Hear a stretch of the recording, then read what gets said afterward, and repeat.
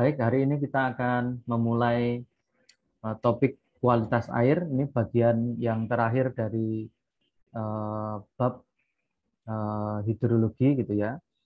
Pada buku ajar yang telah kami sampaikan di WhatsApp group itu yang diterbitkan tahun kemarin itu sama itu diletakkan di bab 13 dan bab 14. Jadi urutannya sama persis dengan apa yang kita sampaikan. Ini mohon maaf saya nutup jendela dulu. Kayak ini apa agak berisik dengan suara mobil.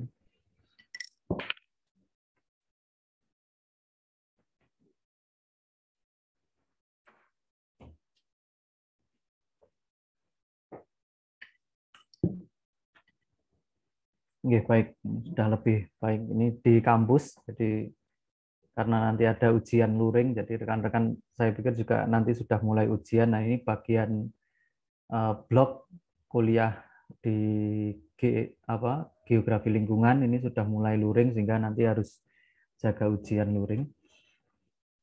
Baik, kita mulai dari apa yang hendak dicapai dari mata kuliah ini. Yang pertama, nanti rekan-rekan memahami arti penting kualitas air dalam hidrologi. Kemudian yang kedua, mahasiswa memahami pengertian dan ruang lingkup kualitas air. Yang ketiga, mahasiswa mengetahui parameter kualitas air. Dan yang terakhir, di pertemuan ini diharapkan mahasiswa mampu mengetahui sumber-sumber ion mayor di dalam air ya. Yang dimaksud ion mayor adalah ion yang menyusun minimal 90% ion yang ada di dalam air ya. Nanti kita jelaskan apa saja gitu ya. Jadi nanti ion-ion yang umum di dalam air, baik itu air yang di dalam tanah, di air hujan atau air permukaan itu nanti tersusun dari unsur mayor yang menyusun minimal 90% unsur yang lain. Yang lainnya ya hanya 10% dan biasanya nilainya itu kurang dari 10 mg per liter ya. Kalau unsur mayor biasanya lebih dari 10 mg per liter. Baik, ini kita akan mulai satu-satu. Ya, yang pertama ini letaknya dalam geografi. Nah, ini geografi adalah ilmu yang mempelajari kausal itu sebab akibat ya, gejala muka bumi dan peristiwa yang terjadi di muka bumi baik yang fisikal maupun yang menyangkut makhluk hidup beserta permasalahannya melalui pendekatan keruangan, ekologikal, kompleks wilayah dan untuk kepentingan program, proses dan keberhasilan pembangunan. Ini dicetuskan oleh Prof. Bintarto ya, ini salah satu profesor di tempat kita. Ya, beliau juga pernah menjadi dekan ya, di Fakultas Geografi. Nah, kajian dari kualitas air ini fokusnya memang berada di geografi fisik ya, walaupun sebenarnya saat ini perkembangan keilmuan baik hidrologi ataupun kualitas air itu banyak yang kemudian lebih ke aspek atau sisi geografi manusia. Misalnya terkait dengan persepsi, kemudian terkait dengan kebiasaan, ya, adaptasi, ya, kemudian eh, eh, policy ya atau kebijakan yang terkait dengan pengelolaan limbah dan sebagainya. Jadi memang kajian-kajiannya sekarang tidak bisa dipisahkan di geografi fisik saja gitu ya sebenarnya, tapi juga di geografi manusia. Nah, kalau geografi fisik ini studi tentang ini sebenarnya lebih ke geosfer gitu ya, atmosfer, hidrosfer, litosfer dan hubungannya dengan biosfer. Nah, di hidrologi ini dulu di pertemuan pertama juga sudah disinggung ya, merupakan cabang geografi fisik. Ini pengertian hidrologi yang diambil dari ahli-ahli hidrologi di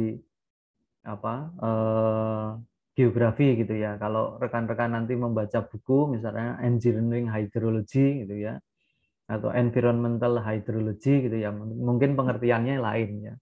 Tapi di geografi, hidrologi adalah bagian dari geografi fisik yang berurusan dengan air di muka bumi sebatas pada lapisan kehidupan dengan sorotan khusus pada sifat, fenomena, dan distribusi air di daratan. Jadi kalau distribusinya di lautan itu sudah tidak masuk di dalam kajian hidrologi.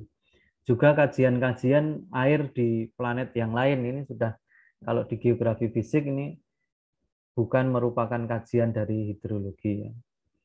Nah, di sisi yang lain, hidrologi adalah ilmu yang terkait dengan air di bumi, terkait dengan keberadaannya, sirkulasi, distribusi, sifat fisik dan kimia, dan kaitannya dengan aktivitas manusia. Nah, sebenarnya kalau kita membicarakan tentang hidrologi dalam tinjauan geografi, kita membahas tentang 4 masalah utama sebenarnya. Jadi, masalah utama hidrologi itu ada 4. Yang pertama adalah masalah kuantitas. Jadi, bisa terlalu banyak atau bisa terlalu sedikit kan gitu ya.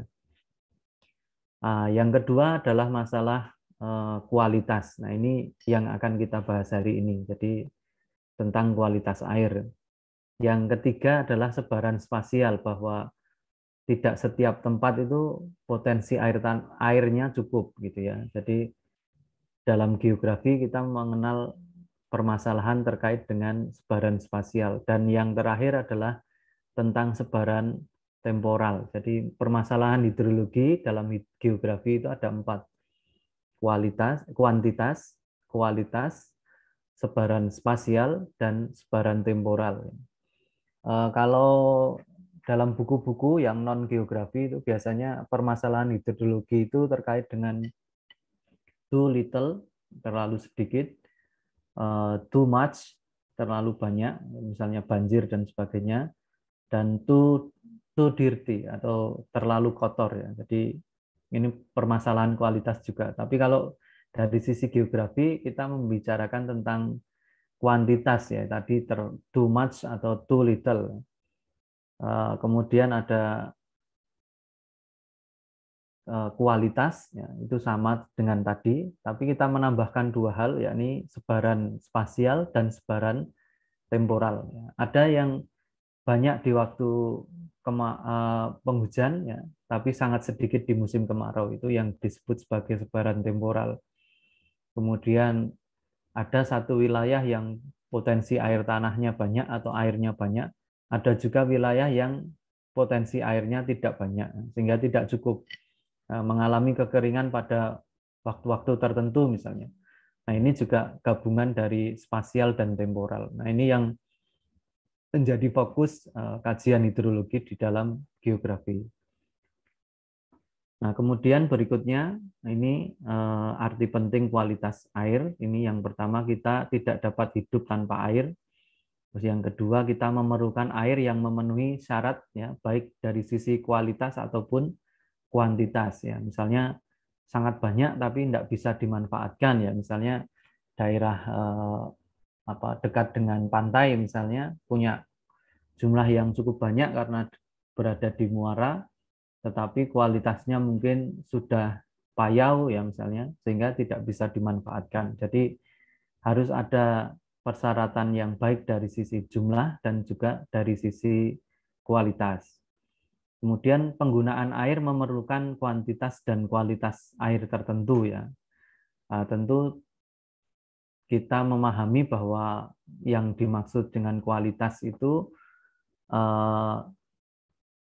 tidak hanya batas atas saja. Jadi misalnya kandungannya maksimal sekian, tapi kalau kandungannya terlalu sedikit ya itu juga tidak baik ya. Misalnya ketika kita mendapatkan air yang disaring dengan metode reverse osmosis ya atau RO.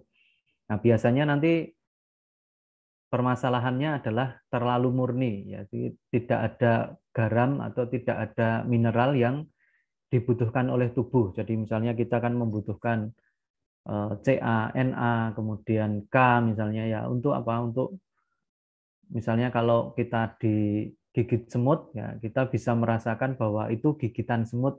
Jadi ada rangsangan yang dari kulit sampai dengan otak, kemudian dari otak ke organ yang merespon. Nah, ini yang aliran listrik di dalam saraf ini sangat terkait dengan unsur-unsur tadi. Nah, unsur-unsur tadi itu diperoleh salah satunya dari bahan terlarut di dalam air atau ion terlarut di dalam air. Kalau terlalu sedikit itu juga tidak baik ya. Tapi kalau terlalu banyak ya sifatnya asin. Nah, ini kalau ada iklan itu ada apa? Kalau garamnya banyak kemudian jadi manis ya tidak tepat ya. Yang tepat adalah menjadi semakin asin seperti air laut. Nah, kemudian penggunaan air memerlukan persyaratan air tertentu. Jadi tadi dikatakan ya suhunya tertentu, pH-nya tertentu, ya total dissolved solidnya tertentu, ya boleh kemudian kandungan logamnya harus berapa gitu ya, kurang dari berapa misalnya. Kemudian mineralnya ya harus berapa gitu ya. Jadi ini satu hal yang harus dipenuhi untuk kepentingan tertentu ya. Misalnya untuk irigasi ya tentu syaratnya lebih mudah dibandingkan kalau kita membutuhkan air untuk minum misalnya. Nah, ini satu hal yang terkait dengan persyaratan tertentu tadi. Nah, ini nanti beda lagi dengan yang digunakan untuk aktivitas wisata air misalnya, atau untuk menyiram tanaman. Ya, tentu syarat dari kualitasnya akan berbeda-beda. Nah, kemudian kehidupan dan aktivitas manusia dipengaruhi dan mempengaruhi kualitas air. Ya, ini jelas ya bahwa aktivitas manusia itu baik untuk misalnya irigasi, kemudian untuk mencuci, untuk minum, ya, untuk kegiatan pariwisata, ya, wisata air, kemudian badan air, ya, kolam renang dan sebagainya, misalnya itu punya syarat kualitas tertentu, ya. Di sisi yang lain, aktivitas manusia, ya, itu akan mempengaruhi kualitas air, misalnya kita mencuci, membuang limbah, ya, kemudian membuang sampah, ya, kemudian apa membuka hutan ya, tentu berpengaruh terhadap kualitas air ya, misalnya pada kandungan sedimen di sungai yang tinggi gitu ya, kemudian kandungan limbah yang tinggi, kemudian kita misalnya memanfaatkan SPBU misalnya, kemudian terjadi kebocoran, nah ini juga menyebabkan terjadinya pencemaran misalnya. Nah, ini yang terkait dengan hal yang terakhir tadi. Nah, kemudian pengertian dan lingkup kajian kualitas air. Dalam perundang-undangan ya di Permenkes tentang kualitas air tahun 2001 itu dikatakan bahwa kualitas air itu adalah kondisi yang ditinjau dari sifat-sifat fisik, kimia, dan biologi air. Ya. Beberapa literatur itu sering menyebut dengan istilah water quality, ada juga yang menyebut dengan hydrochemistry, dan yang lain itu ada pula yang menyebut hydrogeochemistry. Ini tergantung background-nya. Jadi biasanya hydrogeochemistry itu teman-teman geografi fisik atau geografi fisik yang fokus pada geologi atau air tanah itu biasanya menggunakan istilah hydrogeochemistry. Tapi kalau yang fokusnya di air permukaan dan kualitas air biasanya menggunakan istilah hydrochemistry ya, itu atau hidrokimia gitu ya. Nah, ada beberapa tambahan ya dalam pengertian hidrochemistry itu biasanya ditambahkan sifat-sifat fisik, kimia, dan isotopik gitu ya, dan biologi air ya. Dan biasanya ditambahkan demikian, tapi sebenarnya tiga hal ini sudah mencakup ya. Kalau di Indonesia dari peraturan perundang-undangan itu menggunakan istilah kualitas air dan kemudian cakupannya adalah sifat fisik, kimia, dan biologi air. Kemudian untuk mengetahui nilai atau konsentrasi atau kadar atau jumlah parameter fisik, kimia, dan biologi air harus dilakukan pengukuran menggunakan alat uji kualitas air yang dapat dibawa ke lapangan atau melalui uji laboratorium. Nah, masing-masing sampel tentu punya karakteristik ya. Misalnya kalau Anda melakukan analisis terhadap bikarbonat atau HCO3 misalnya, karena sifat ikatan hidrogen dan CO3 itu bersifat lemah, maka dia akan berubah dengan cepat. Ya, misalnya ketika Anda menguji kualitas air hujan misalnya, maka mau tidak mau kalau ada unsur HCO3 yang merupakan salah satu unsur mayor di dalam air, Anda harus melakukan pengujian atau titrasi di lapangan. Nanti menggunakan namanya alkalinity test kit misalnya. Nah, begitu juga dengan misalnya biologi air ya. Ketika Anda melakukan analisis terhadap misalnya bakteri coli misalnya, maka Anda harus melakukan perlakuan ya. Jadi didinginkan ya, kemudian dalam waktu kurang dari 24 jam Anda harus sudah menghitung ya bakterinya di bawah mikroskop misalnya.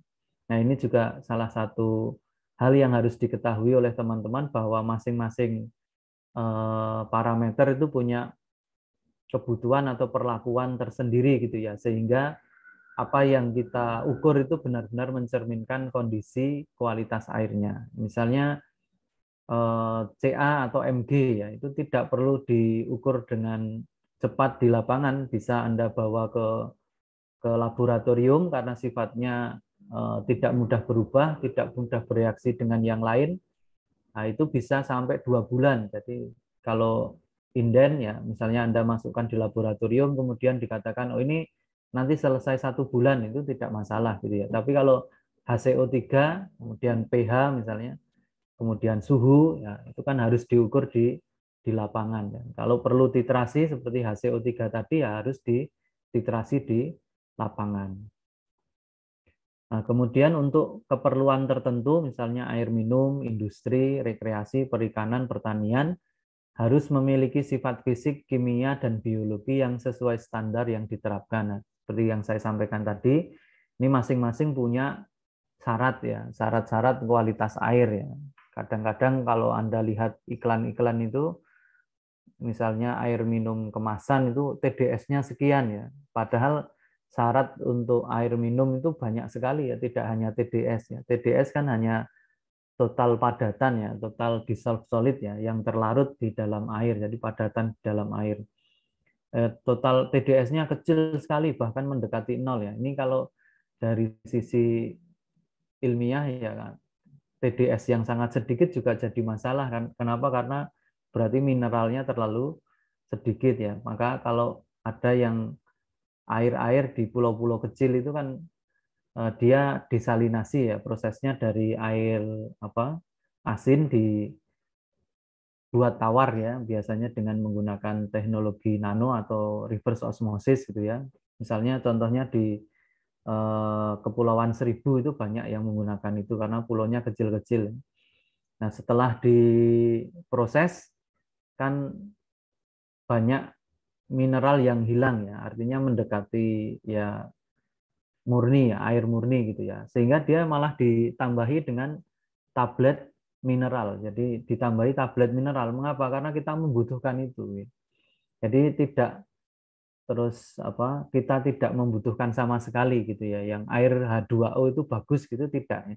Justru buruk ya. Kita membutuhkan pada kadar tertentu ya. Tapi tidak terlalu banyak ya. Nah, parameter-parameternya ini sebelum kita masuk mungkin ada pertanyaan terlebih dahulu, rekan-rekan, silahkan. Mbak Alika Esti Nugraheni, ada pertanyaan? Nggak ada, Pak. Oke, berikutnya Mbak Manda, Mbak Amanda Putri Murjoko. Sejauh ini belum ada, Pak. Oke, baik. Baik, ini saya lanjutkan ya. Jadi parameter-parameternya, ini yang pertama parameter fisik, ini terkait dengan daya hantar listrik, kemudian tadi sudah saya sebutkan TDS atau total dissolved solid, padatan total terlarut, dan TSS ya, padatan total tersuspensi, dan salinitas. Ya, ini bedanya antara yang terlarut dengan tersuspensi ini adalah kalau terlarut ini tidak bisa dipisahkan dengan metode penyaringan. Ya. Kemudian kalau suspensi ini masih bisa dipisahkan dengan metode penyaringan. Jadi kalau yang terlarut ini contohnya kalau Anda misalnya yang gampang ya Anda buat teh kemudian gulanya sudah dilarutkan gitu ya. Nah, itu tidak bisa dipisahkan dengan metode penyaringan ya, meskipun dengan kertas saring yang sangat kecil. Kecuali dengan tadi reverse osmosis tadi ya. Tapi itu bukan proses penyaringan ya. Kemudian kalau padatan total tersuspensi itu misalnya pada sungai itu ya, misalnya Anda melihat itu keruh ya, itu masih bisa disaring ya. Jadi misalnya dengan kertas saring atau kertas wetman itu bisa disaring, nanti Anda mendapatkan total tersuspensi ya, padatan total tersuspensi. Nah, ini juga bisa didekati ya, misalnya kalau untuk TDS itu bisa didekati dengan DHL atau daya hantar listrik. Biasanya semakin tinggi DHL atau semakin tinggi TDS juga semakin tinggi DHL-nya misalnya. Nah, yang parameter fisik ini beberapa itu juga harus diukur di lapangan ya. Kalau TDS dan TSS itu bisa diukur di laboratorium ya. Tapi kalau untuk ini daya hantar listrik ya, kemudian suhu ini harus diukur di lapangan. Nah, suhu itu dipengaruhi oleh musim, oleh lintang, ketinggian, kemudian waktu ya, waktu pengambilan misalnya pagi hari, siang atau malam gitu ya. Sirkulasi udara, penutupan awan, kemudian aliran airnya dan kedalaman air ya.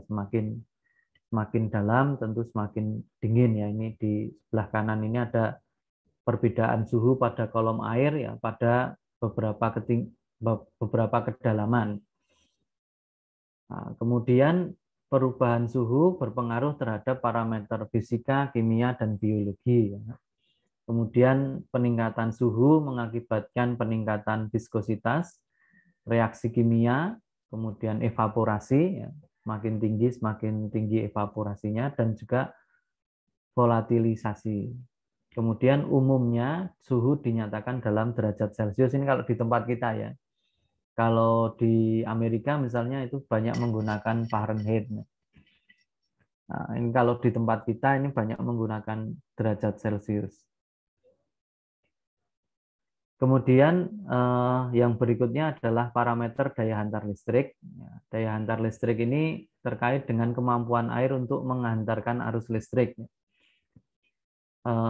DHL ini adalah fungsi dari konsentrasi ion dalam air, termasuk di dalamnya adalah ion terlarut. Ya. Makanya tadi terkait dengan total dissolved solid atau total padatan terlarut ya. Serta tingkat ion yang dapat bergerak di dalam air. Jadi DHL ini umumnya menggambarkan juga terkait dengan kandungan ion yang ada di dalam air. Semakin banyak ionnya, semakin tinggi daya hantar listriknya. Ya. Karena ion-ion itu kalau lepas ya terlarut di dalam air, dia memiliki kutub-kutub ya, atau disebut sebagai anion dan kation. Misalnya pada ion positif, misalnya ada kalium ya, K positif 1 di atas ya. Kemudian Ca 2 positif, Mg 2 positif, Na positif ya.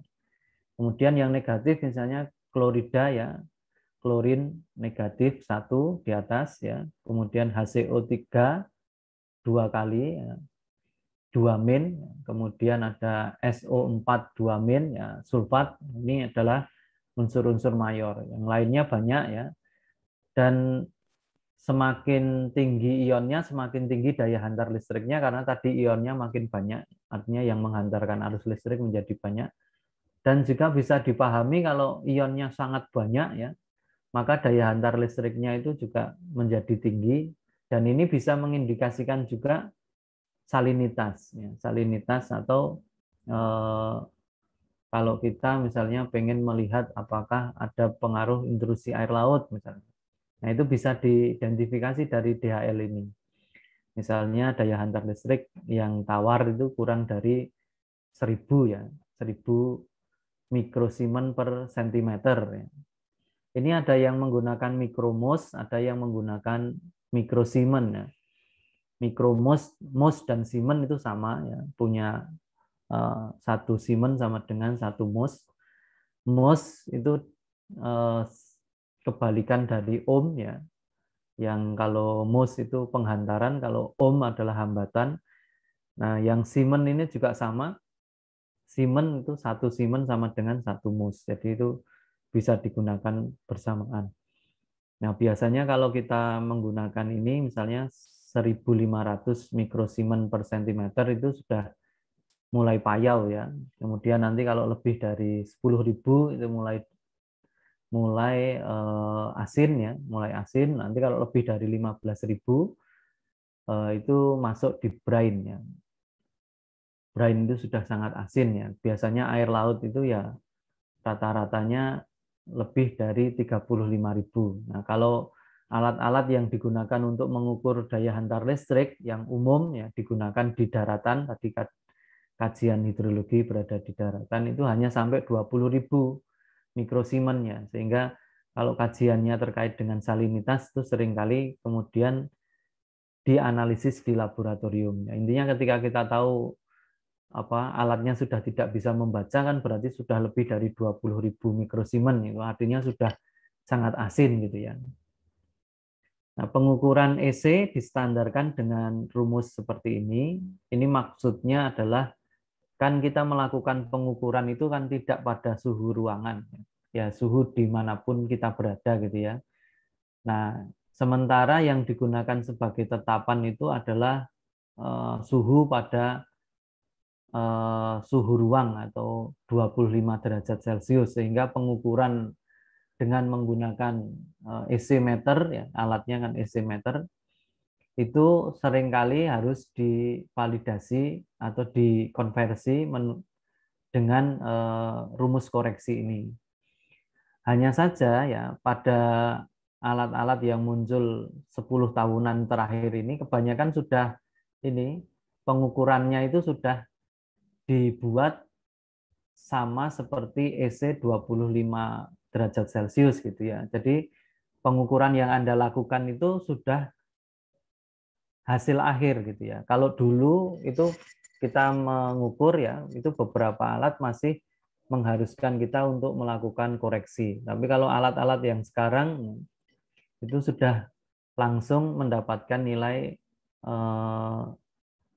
EC pada suhu 25 derajat. Berapapun suhu yang Anda ukur di situ. Sehingga biasanya kalau Anda mengukur DHL itu ya di sensor yang sama itu juga mengukur suhunya gitu ya. Hanya saja ini yang perlu dipahami bahwa setiap kali Anda mau ke lapangan Anda harus melakukan kalibrasi. Kalibrasi ini gampang, biasanya di masing-masing alat itu ada cara untuk mengkalibrasi si EC meter tadi. Jadi nanti dikalibrasi dulu sebelum ke lapangan dengan cairan, kemudian dengan kalau ini EC nanti ada larutan tertentu dengan EC tertentu, nanti Anda coba, kemudian nanti dikalibrasi, kemudian nanti dia akan menyesuaikan dengan larutan terstandar tadi. Nah, itu baru kemudian dibawa ke lapangan. Nah, ini ada hubungan linear antara daya hantar listrik dengan TDS seperti yang saya sampaikan tadi. Semakin tinggi total dissolved solidnya, itu akan semakin tinggi daya hantar listriknya. Karena tadi kan yang terlarut itu terlepas dalam bentuk ion-ion di dalam air, sehingga kemampuan mengalirkan listrik menjadi semakin tinggi. Baik, sampai di sini ada pertanyaan tentang dua parameter pertama. Ada suhu dan juga ada daya hantar listrik. Baik, ada pertanyaan? Tidak, kalau tidak saya lanjutkan. Yang berikutnya adalah padatan total terlarut dan padatan total tersuspensi. Sekali lagi ini dipisahkan dari sifatnya, ya, di mana pada padatan total tersuspensi itu masih bisa kita hitung, ya, suspensinya sebanyak apa dari proses penyaringan. Padatan total adalah bahan yang tersisa setelah air sampel mengalami evaporasi dan pengeringan pada suhu tertentu, ya. Padatan tersuspensi atau total suspended solid itu bahan-bahan yang tersuspensi dengan diameter lebih dari 1 mikrometer, ya, yang tertahan pada saringan berdiameter 0,4 mikrometer. Jadi ini biasanya Anda nanti akan misalnya menganalisis berapa besar dari TSS itu bisa dengan cara penyaringan. Jadi nanti kertas saringnya ditimbang dulu, kemudian sebelum digunakan ditimbang, kemudian digunakan untuk melakukan penyaringan, ya. Kemudian di oven, ya, di oven airnya kan hilang sehingga nanti ditimbang lagi, itu nanti dikurangi dengan berat dari kertas saring lagi, ketemu nilai total suspended solid. Jadi yang tertinggal dalam saringan tadi kan bisa dihitung dari berat kertas saring plus TSS dikurangi dengan berat kertas saring awal. Nah, TSS ini umumnya berisi lumpur pasir halus, itu yang sudah paling besar itu pasir halus.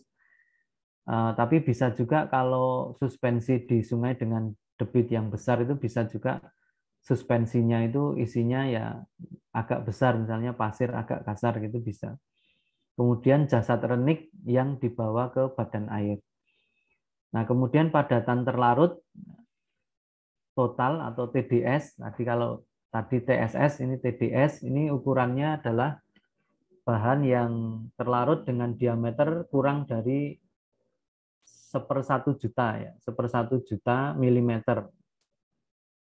Dan koloid, ya, koloid yang diameternya antara 10⁻⁻6 sampai 10⁻⁻3 milimeter, berupa senyawa kimia atau bahan-bahan yang tidak tersaring pada kertas berdiameter 0,4 mikrometer.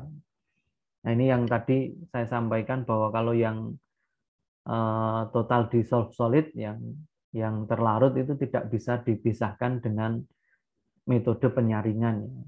Penyaringannya dengan kertas saring berdiameter 0,4 mikrometer. Nah, TDS ini biasanya adalah jumlah anion tambah kation tambah silika tambah unsur minor tambah metal dan tambah unsur terlarut yang lain. Nah, TDS biasanya disebabkan oleh ion anorganik pada perairan dan satuannya adalah miligram per liter, ya. Sama seperti TSS juga sama, itu satuannya adalah miligram per liter.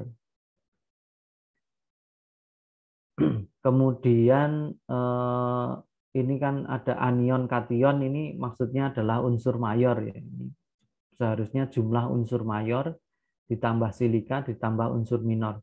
Unsur mayor di dalam air adalah unsur yang menyusun minimal 90% ion di dalam air. Isinya kalau yang positif itu ada natrium, kemudian magnesium, magnesium, dan kalsium.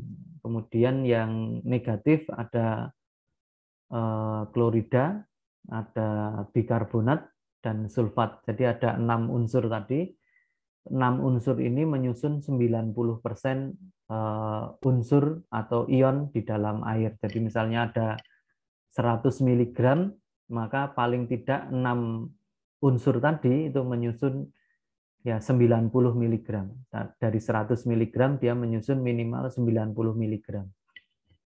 Nah, ini juga digunakan sebagai koreksi, ya. Biasanya kalau mau melakukan analisis hidrogeokimia, itu salah satu metode untuk menguji apakah kualitas analisis hidrogeokimianya bagus atau tidak, diantaranya adalah menghitung charge balance error atau keseimbangan ion dari unsur mayor. Jadi kalau unsur mayornya itu jomplang, atau bedanya sangat jauh, ya lebih dari 10%, maka dianggap analisis kimia dari lab itu kualitasnya buruk.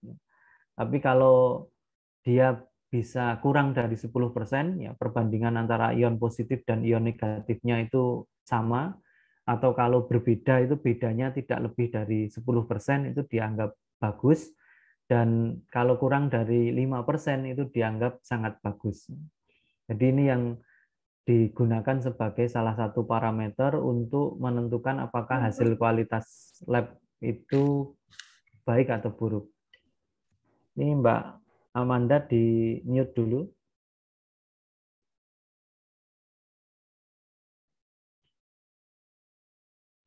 Maaf, di saya ke mute, Pak. Oke, sebentar. Oh ya udah, oke. Oke, sampun. Baik, parameter kimia air ya. Tadi kalau parameter fisik itu hampir semuanya ditentukan terkait dengan ion-ion gitu ya. Dan beberapa harus dianalisis di lapangan, misalnya suhu dan daya hantar listrik.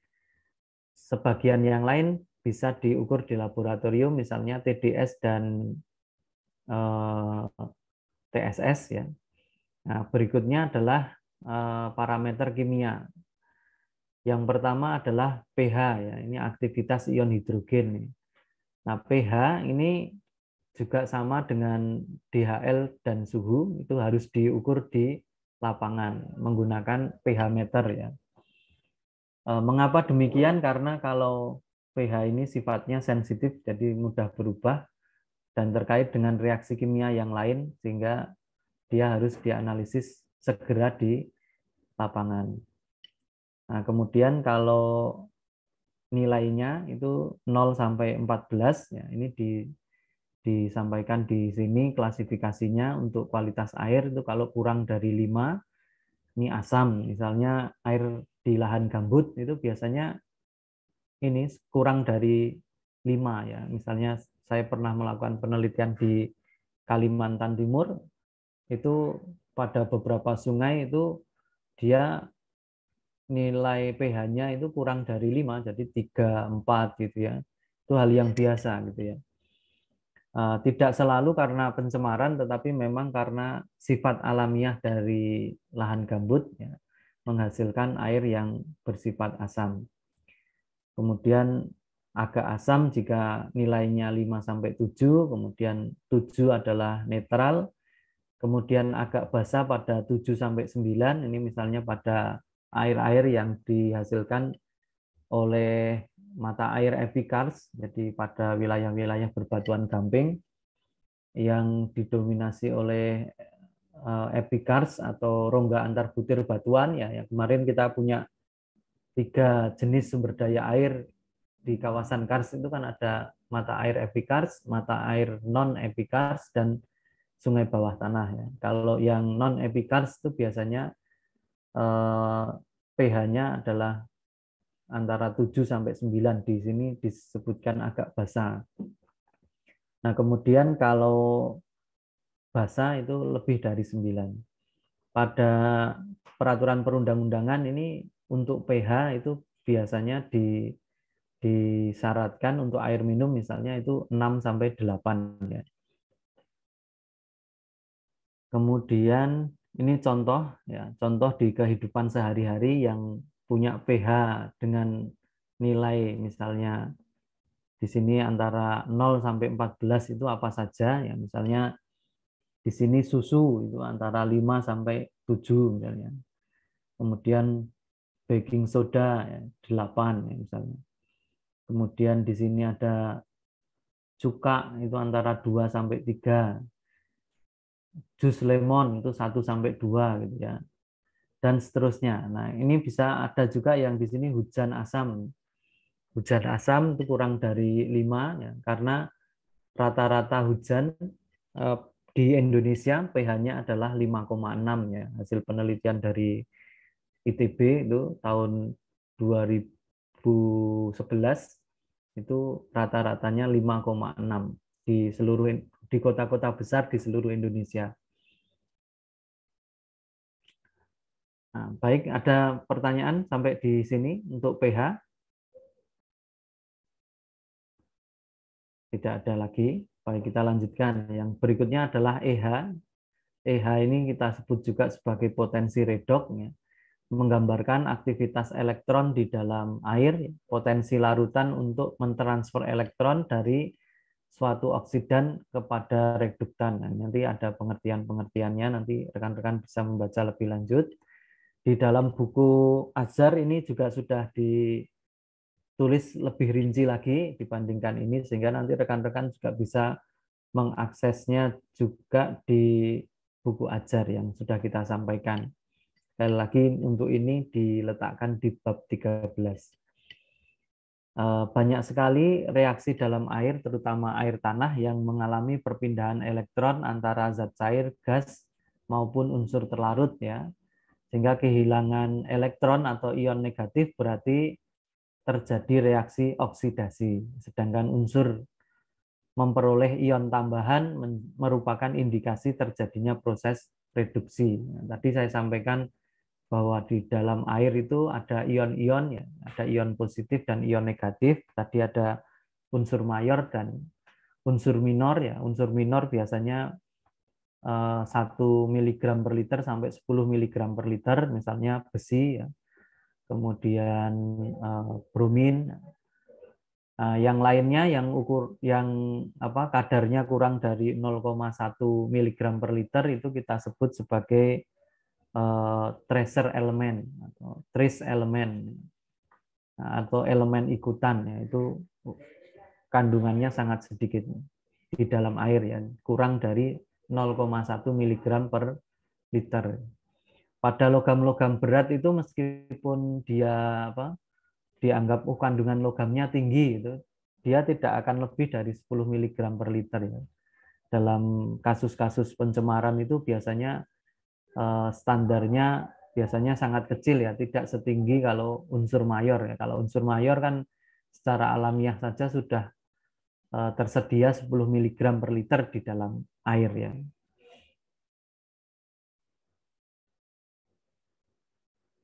Berikutnya adalah oksigen terlarutnya. Ini DO, ini juga salah satu parameter yang harus diukur di lapangan.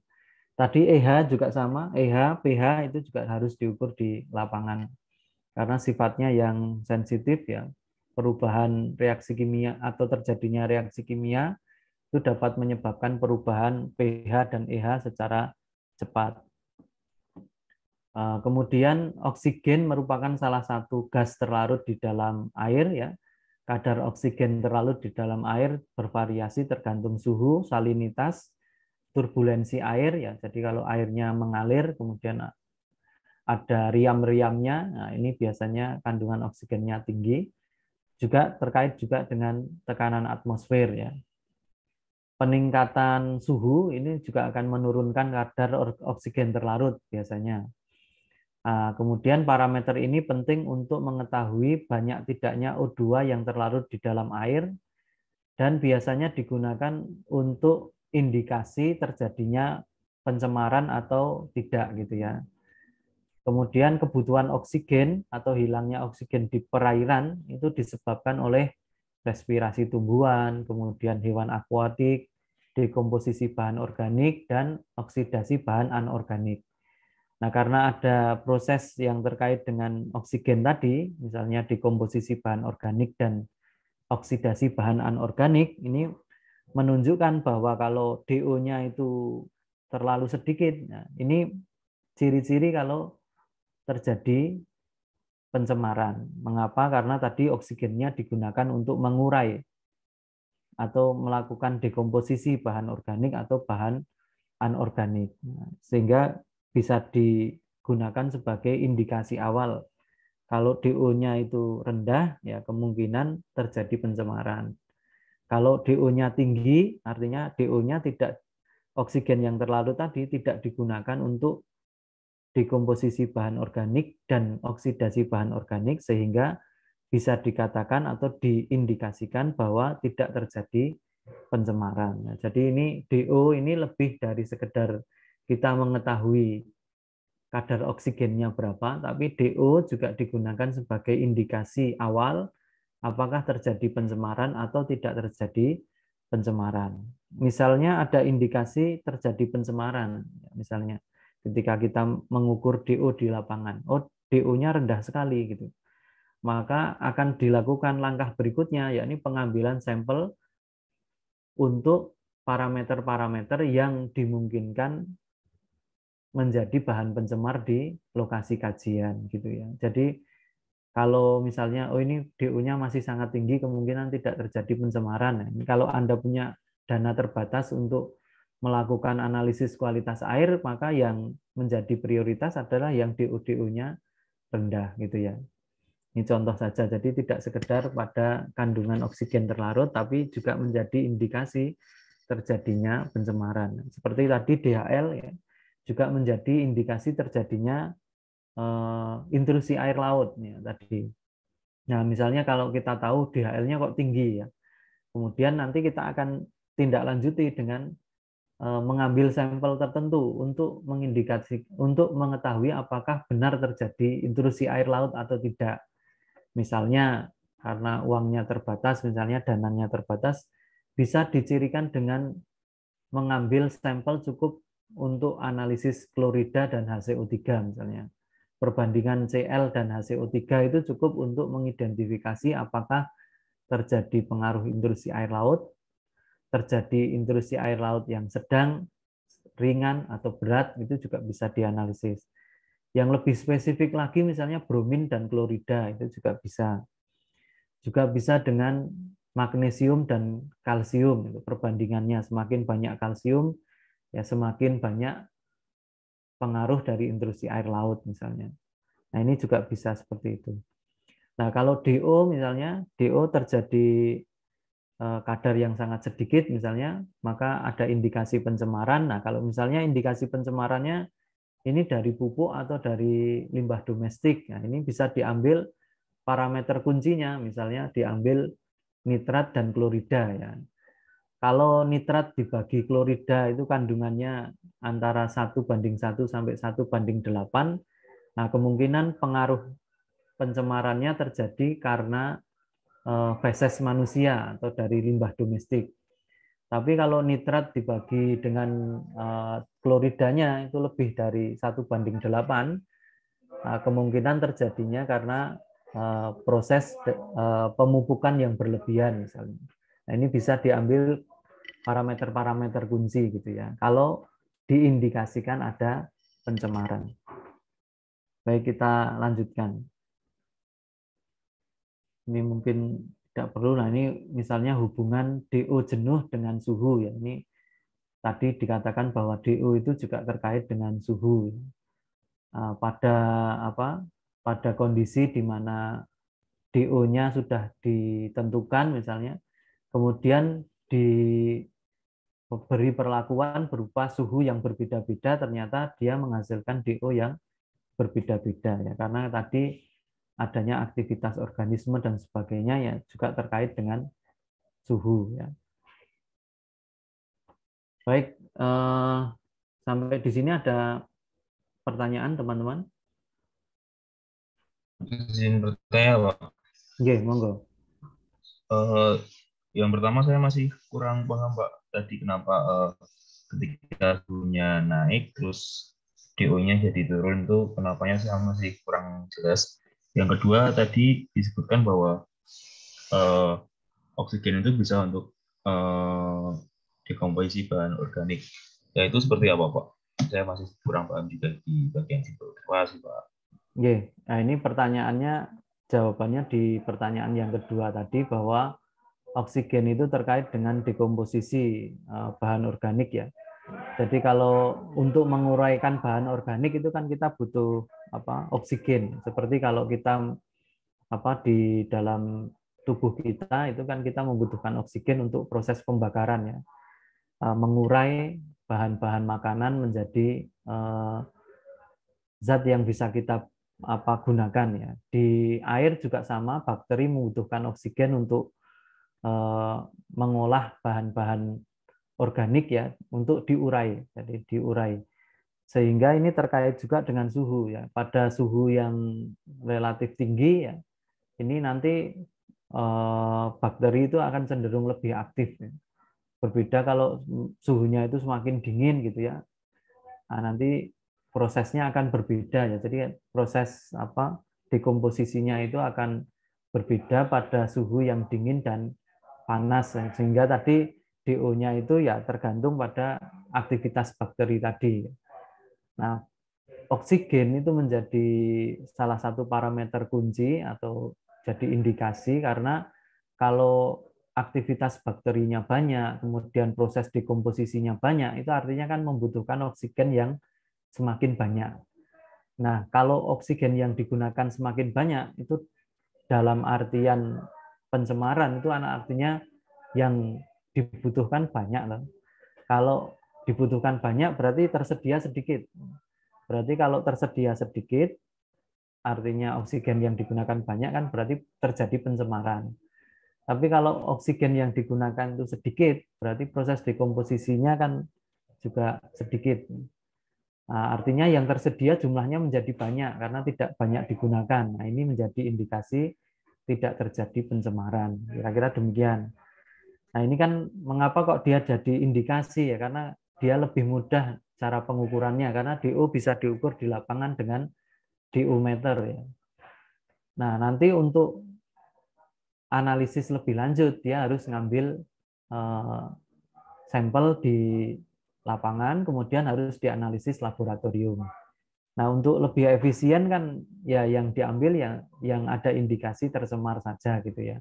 Sehingga tadi kita ngambil yang oksigen terlarutnya rendah gitu, dengan asumsi bahwa oksigen rendah itu karena digunakan untuk dekomposisi bahan organiknya. Kira-kira demikian. Oke, kira-kira demikian ya. Baik, ini saya lanjutkan lagi. Yang lainnya dari parameter kimia adalah alkalinitas, atau tadi sudah saya sampaikan biasa disebut juga dengan bikarbonat atau HCO3. Ini umum ditemukan pada batuan gamping ya. Tapi sebenarnya pada batuan-batuan yang pada akuifer yang belum banyak memberikan pengaruh terhadap air hujan, itu HCO3-nya pasti tinggi. Sehingga kalau kita analisis air permukaan ataupun air hujan yang berada di daerah hulu gitu ya, kalau air permukaan daerah hulu, kalau air hujan dimanapun, itu HCO3-nya pasti yang paling tinggi ya. Semakin mendekati ke laut nanti semakin digeser oleh Na, kemudian nanti kalau ini digeser oleh Cl, nanti kemudian semakin dekat ke laut nanti akan semakin digeser oleh SO4. Jadi kalau makanya tadi bisa digunakan sebagai penciri terjadinya intrusi air laut atau tidak, itu karena HCO3 ini umumnya untuk air permukaan, kemudian air tanah itu umumnya berada atau jumlahnya banyak pada daerah hulu ya. Karena berasal dari air hujan bisa, kemudian juga dari batuan misalnya gamping. Kalau dari air hujan karena H2O ya, di udara berkontak dengan CO2 menghasilkan HCO3 ya. Nanti rekan-rekan biasanya mendapati materi ini di bagian KARS yang kemarin yang kita sampaikan di bab 12 ya. Nah, alkalinitas adalah kapasitas air untuk menetralkan asam ya. Karena ini biasanya disebut sebagai kapasitas penetralan asam ya. Sebenarnya ya isinya adalah kandungan HCO3 saja. Kemudian HCO3 ini punya ikatan yang lemah ya, di mana H dan CO3 ini berikatan lemah sehingga dia akan segera berubah. Nah, karena sifat inilah maka kemudian HCO3 ini sebaiknya dianalisis di lapangan. Kemudian mineral yang mengandung bikarbonat ini dari catatan kuliahnya Jankowski. Beliau adalah salah satu dosen di Universitas New South Wales di Australia ya. Itu misalnya ada kalsit, dolomit, siderit, magnetit, dan lain-lain. Yang paling banyak adalah kalsit dan dolomit, atau kalsit ini gamping ya. Kemudian yang berikutnya ini kita membahas tentang ion mayor ya. Tadi sudah saya sampaikan, ini ada sedikit kesalahan bahwa ion mayor itu hanya 6 ya, hanya 6. Bahwa ion mayor itu ini di sini yang tidak masuk adalah kalium atau K positif, ini tidak masuk unsur mayor. Karena biasanya K itu nilainya kurang dari 10 mg per liter. Hanya saja dalam perhitungan charge balance error atau perhitungan keseimbangan ion negatif dan positif itu seringkali dijadikan satu dengan Na. Jadi Na nanti dipasangkan dengan Cl ya. Nah, ini sebenarnya hanya Ca, Mg, dan Na, kaliumnya tidak. Sama halnya seperti HCO3 sering dipasangkan dengan CO3 ya. Kemudian SO4 ditambahkan dengan besi misalnya. Nah, ini sebenarnya hanya HCO3 saja, sedangkan yang kalium ini tidak. Kemudian kalsium itu merupakan ion dominan yang berada pada semua mineral di bumi yang mengandung metal. Juga dominan pada misalnya batu gamping ya, pada batu gamping. Nah, kalsium juga terdapat pada batuan vulkanik, khususnya yang batuan vulkanik basah, misalnya pada kalsium plagioklas ya. Nah, ini juga terdapat pada silikat ya. Kita tahu silikat juga merupakan salah satu batuan yang banyak dikandung di dalam batuan gunung api. Kemudian piroksin, amfibol, dan tadi saya sebutkan adalah kalsium feldspar.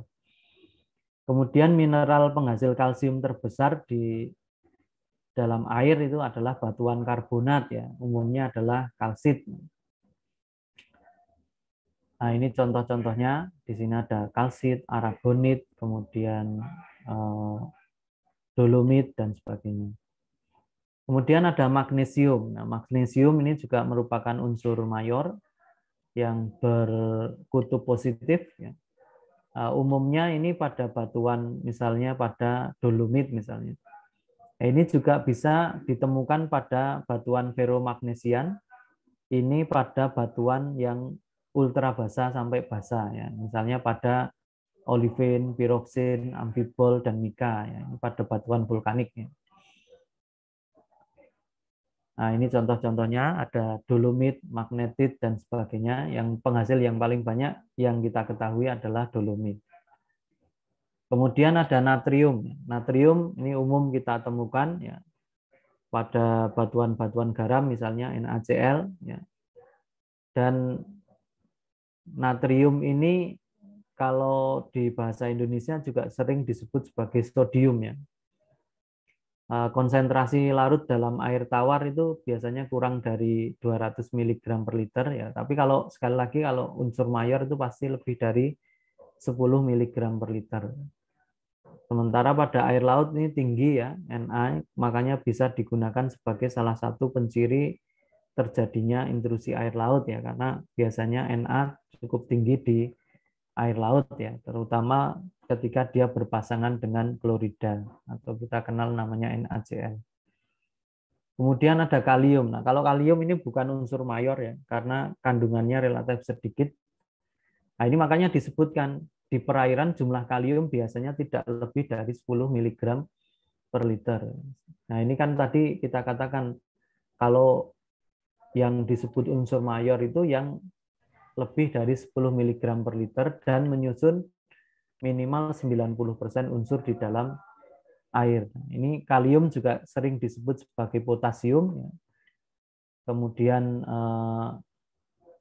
mudah larut di dalam air sifatnya, sehingga kalau kalium ini murni gitu ya dimasukkan di dalam air bisa terjadi ledakan ya. Kemudian berikutnya adalah yang ion negatif, itu ada klorida. Ini unsur yang penting ya di dalam air ya. Kandungannya sekitar 25 mg per liter ya. Sesuai dengan pengertian unsur mayor lebih dari 10 mg per liter. Kemudian sumber klorida yang utama adalah batuan sedimen, terutama hasil evaporasi, juga hasil sedimen misalnya endapan laut, ya, misalnya terendapkan pada laut dangkal, misalnya pada sedimen-sedimen di pantai utara Jawa, itu cukup banyak, ya. Dan keberadaannya ya pada Cl ini cenderung dihasilkan dari batuan-batuan yang terkait dengan laut, ya, sehingga klorida ini bisa digunakan sebagai salah satu indikator untuk menghitung besarnya recharge air tanah. Jadi kalau misalnya Anda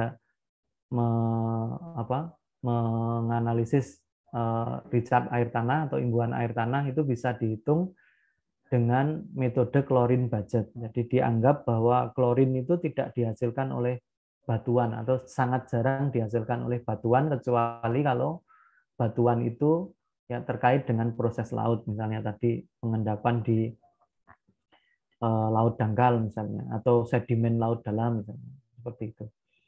Nah, pada wilayah-wilayah yang tidak terpengaruh aktivitas laut, ya itu bisa dihitung berapa klorin budgetnya. Jadi nanti yang klorin yang ada di hujan berapa, yang ada di dalam tanah berapa, kemudian dibandingkan, nanti perbandingannya menjadi tentu yang lebih banyak yang air hujannya berapa gitu ya. Nah, klorida juga bisa menjadi indikator pencemaran ketika kadarnya terlalu tinggi. Ini biasanya terjadi proses pencemaran khususnya berasal dari pemutih pakaian. Jadi misalnya yang digunakan untuk pemutih pakaian itu kan biasanya dari klorida ini. Mineral batuannya bisa dari NaCl, bisa dari KCl, CaCl2, dan sebagainya. Kemudian sulfur ya atau sulfat, ini umumnya berasal dari batuan gunung api. Juga ada yang batuan karbonat seperti gipsum ya. Nah, di sini dikatakan sulfur anorganik dalam bentuk sulfat merupakan bentuk sulfur utama dalam perairan dan tanah ya. Tadi saya sampaikan unsur mayor itu SO4 2- ya. Kemudian unsur minor. Unsur minor ini jumlahnya sedikit di perairan. Maksudnya perairan itu adalah air tawar ya. Di perairan daratan ya, yang kadarnya itu kurang dari 10 mg per liter. Contohnya fosfat, nitrat, silikat, besi, mangan, dan molibdenum. Nah, nitrat ini bisa saja kandungannya menjadi sangat tinggi. Tadi misalnya kalau dibandingkan klorida gitu ya, itu bisa menjadi indikator terjadinya pencemaran domestik dari feses atau dari pupuk, khususnya pupuk kandang ya. Nah, ini bisa menjadi indikator pencemaran. Bahkan dari sisi jumlah saja, misalnya dia lebih dari 1 mg per liter atau lebih dari 10 mg per liter, ya kemungkinan terjadi pencemaran. Hanya saja nitrat ini bentuknya juga di alam bisa juga ditemukan dalam bentuk nitrit ya. Nah, ini juga harus hati-hati kalau melakukan analisis, biasanya dua-duanya dihitung ya, dianalisis di lab. Kadang-kadang meskipun jumlah yang konsentrasi ion minor ini sedikit, ini juga kita butuhkan gitu ya. Misalnya iodin itu kan kita butuh meskipun dalam jumlah yang sangat sedikit ya. Misalnya pada kasus-kasus kretinisme atau cebol ya, kemudian stunting, kemudian pada kasus gondok ya, kemudian banyak anak lahir dengan kondisi Down syndrome. Nah, ini kan terkait dengan iodin. Ini makanya ada program garam beriodium gitu ya. Nah, iodin itu memang semakin jauh dari laut ya, hujan itu kandungan iodinnya semakin sedikit ya. Biasanya kemudian kasus-kasus terkait dengan yang saya sebutkan tadi banyak terjadi di pegunungan-pegunungan yang jauh dari pantai. Nah, bisa juga iodin itu ditemukan di daratan dari air tanah, yakni pada wilayah-wilayah yang memiliki kondisi geologi yang memungkinkan terjadinya jebakan air tanah ya. Dari laut misalnya ya, Anda tahu misalnya ada air tanah asin ya, yang merupakan dulunya selat misalnya. Nah, ini bisa menjadi sumber iodin yang cukup banyak, juga sumber klorida, sumber bromin ya, itu biasanya digunakan untuk industri kimia selain untuk tadi obat atau digunakan sebagai suplemen. Nah, kira-kira demikian teman-teman. Nanti ini akan saya sampaikan di YouTube ya, kemudian linknya akan saya share kepada teman-teman.